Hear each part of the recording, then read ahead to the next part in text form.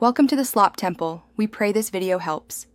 You start by closing Outlook and any Office apps so changes apply cleanly. Once done, back up your mail file and export rules to avoid data loss. Then launch Outlook in safe mode by pressing Windows+R and entering Outlook. exe/safe. This isolates add-ins.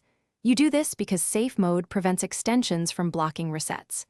Now that Outlook runs without extras, make sure you can access account settings and the file menu. We move to the reset steps next. You now reset profiles and views to restore defaults.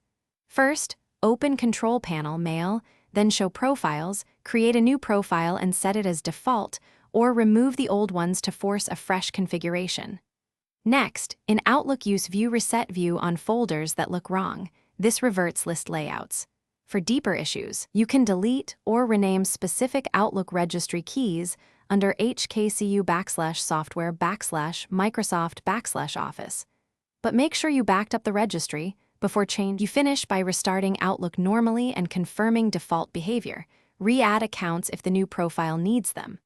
Once done, import rules or settings you exported earlier so you only restore what you want. If something still behaves oddly, run online repair from Programs and Features to refresh Office files. This fixes corrupted app components.